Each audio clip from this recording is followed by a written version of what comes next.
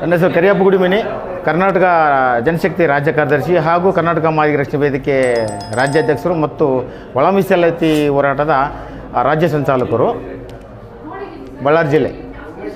Sir, ಈಗ ಜನಶಕ್ತಿ ಸಂಘಟನೆ ನೀವು ಸ್ಥಾಪನೆ ಮಾಡೋದಕ್ಕೆ ಏನೆಲ್ಲ ಕಾರಣಗಳು ನಿಮ್ಮ ಮುಂದೆ ಸವಾಲುಗಳು?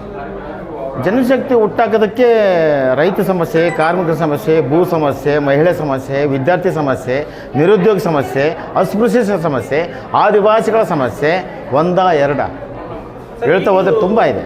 ಅಸ್ಪೃಶ್ಯತೆ ಅನ್ನೋದು ಈಗಲೂ ಇದೆಯಾ? ಅಯ್ಯೋ ಕತೆ, ಗ್ರಾಮೀಣ ಮಟ್ಟದಲ್ಲಿ ಕುಗ್ರಾಮಗಳಲ್ಲಿ ನೀರು ಕೊಡೋಕೆ ಕಷ್ಟ, ಗುಡಿಗೆ ಹೋಗೋದ್ರ ಕಷ್ಟ, ಶಾಲೆಗೆ ಹೋಗಿ ಕೂತ್ಕೊಂಡು ಊಟ ಮಾಡೋದ್ರ ಕಷ್ಟ, ಮತ್ತು ಊಟ ಮಾಡೋಕ್ಕೂ ಕಷ್ಟ ಮಕ್ಕಳು.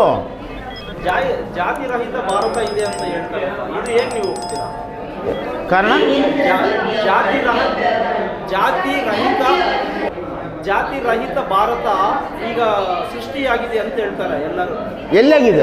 ಎಲ್ಲಿಯಾಗಿದೆ? ಸನಾತನ ಧರ್ಮದ ಕುತಂತ್ರಗಳಿಂದ ಇನ್ನೂ ಹೊಂದಾಣಿಕೆ ಆಗ್ತಾ ಇಲ್ಲ, ಹೊಡಿತಿದ್ದಾರ ನೋಡಿ. ಈಗ BJP ಪ್ರೇರಿತ ಕಾರ್ಯಕ್ರಮ ಬೆಳಗಾವಿಯಲ್ಲಿ ನಡೀತಾ ಇದೆ.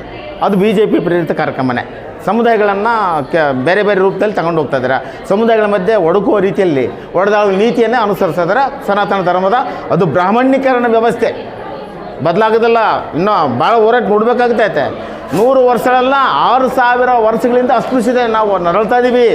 ಬದಲಾಗಕ್ಕೆ ಗ್ರಾಮಗಳಿಗೆ ಇನ್ನೂ ಆಗಿಲ್ಲ.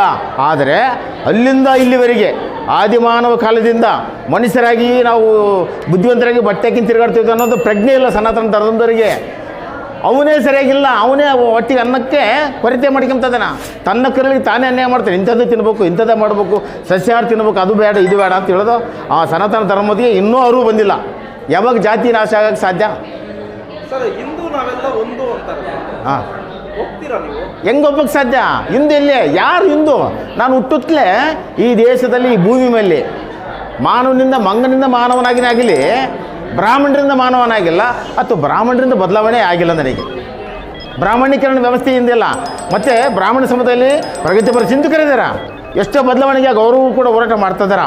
ಆದರೆ ಬಹುಸಂಖ್ಯಾತ ಬ್ರಾಹ್ಮಣೀಕರಣ ಇರತಕ್ಕಂಥ ಜಾತಿವಾದಿಗಳು ಮತ್ತು ಅಂಧಕಾರದ ಮಂದ ಬುದ್ಧಿ ಇರೋಂಥ ಜನ, ಅವ್ರಿಗೆ ಬುದ್ಧಿ ಬರೋದಿಲ್ಲ ಸನಾತನ ಧರ್ಮದವರಿಗೆ.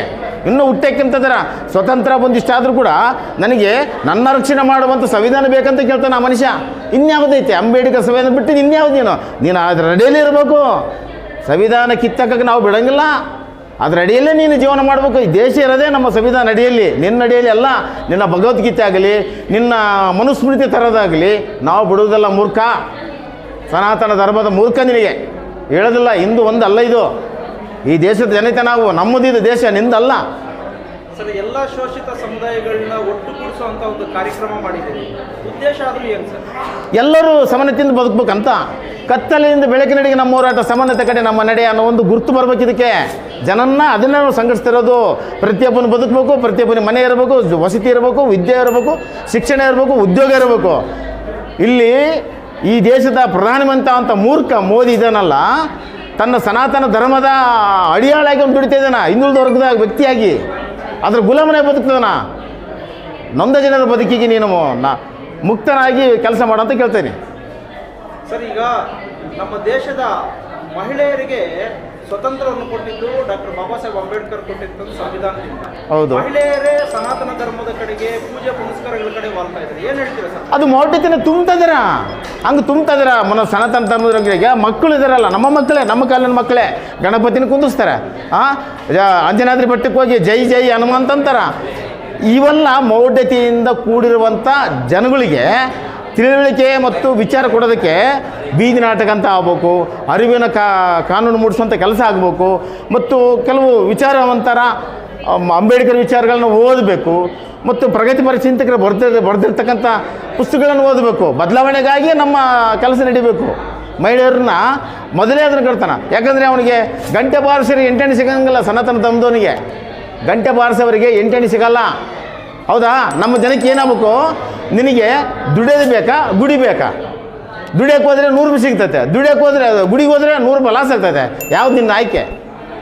ಮೌಢ್ಯತೆಗೆ ಹೋಗಿರುವಂಥ ಪೂಜೆ ಪುನಸ್ಕಾರಗಳು ಒತ್ತು ಕೊಡೋಂತಾರೆ ನನ್ನ ಪ್ರಶ್ನೆ. ಸರ್, ಸರ್ಕಾರಕ್ಕೆ ಕೊನೆಯದಾಗಿ ಸರ್ಕಾರಗಳಿಗೆ ಏನು ಹೇಳಕ್ಕೆ ಬಯಸ್ತೀರಿ? ಸರ್ಕಾರಕ್ಕೆ ಸಿದ್ದರಾಮಯ್ಯನವ್ರಿಗೆ ನಾನು ನೇರವಾಗಿ ಹೇಳ್ತೇನೆ. ರಾಜ್ಯ ಸರ್ಕಾರ, ನಮ್ಮ ರಾಜ್ಯ ಸರ್ಕಾರ ನಾನು ಮೊದಲು ಹೇಳ್ತಾ ಇದ್ದೀನಿ. ಯಾಕಂದರೆ ಕೋಮುವಾದಿಗಳನ್ನ ಕಿತ್ತಾಗಿ ಈ ಸರ್ಕಾರವನ್ನು ತಂದಿದ್ದೀವಿ. ಎಂದು ತಂದಿದ್ದೀವಿ ಸಿದ್ದರಾಮಯ್ಯನವರೇ? ನೀವು ಸಮಾನತೆಯಿಂದ ಒಂದು ಮನಸ್ಸುಳ್ಳವಂಥ ವ್ಯಕ್ತಿ, ನೀನು ಸಿ ಎಮ್ ಆಗ್ಬೇಕು, ಈ ರಾಜ್ಯಕ್ಕೆ ನ್ಯಾಯ ಕೊಡ್ತೀಯ ಅಂತ ಕೇಳಿದೆ. ನೀವೇನು ಮಾಡ್ತಾಯಿದ್ದೀರಿ? SCP ಫಂಡ್ನಲ್ಲೇ ಶೋಷಿತ ಸಮಯ ಹಣವನ್ನೇ ಗ್ಯಾರಂಟಿ ಬಳಸ್ತದೆ. 11,000 ಕೋಟಿ ರೂಪಾಯಿನ ಮಾಡಿಸ್ತದೀಯ, ಅದನ್ನೇ ಬಳಕೆ ಮಾಡೋಕ್ಕೆ ಹೋಗ್ತದೆಯಾ? ಇನ್ನು ಉಳಿದು ಜನ ಈ SCP ಫಂಡ್ನಲ್ಲೇ ಉಳಿದು ಮೇಲ್ವರ್ಗದವ್ರು ಕೂಡ ಅದು ಬಳಕೆ ಮಾಡ್ತಿರ್ತಾನೆ. ಯಾವುದು ತೆಗಿ ಬ್ರಾಹ್ಮಣ ಮಹಾಸಭಾ ಇರ್ತಕ್ಕಂಥ ನಿಗಮಗಳಲ್ಲಿ ಅಲ್ಲಿಂದ ತೆಗಿ ಹಣ, ವಕೀಲರ ಹಣದಲ್ಲಿ ಕೊಟ್ಟಿರ್ತಕ್ಕಂಥ ಹಣದ ಅದರ ತೆಗಿ, ಎಲ್ಲವೂ ತೆಗೆದು ನೀನು ಗ್ಯಾರಂಟಿಗೆ ಹಂಚು. ಆದರೆ ಇಲ್ಲಿ SCP ಅಂತ ಮಾಡಿ ಕಾಂಕ್ರೀಟ್ ಡೋರ್ ಹಾಕಿಸಿ ಗುತ್ತಿಗೆದಾರನ ಬೆಳೆಸ್ತದೆ ಆಗಲಿ, ಸಾಮಾನ್ಯ ಜನ ಬಡ ಜನರು ಬಳಸಂಗಿಲ್ಲ. ಇಲ್ಲಿ ಒಬ್ಬ ಅಸ್ಪೃಶ್ಯ ಮನೆ ಇರ್ತತೆ, ಅಲ್ಲಿ 100 ಮೇಲ್ವರ್ಗದವ್ರ ಮನೆ ಇರ್ತತೆ.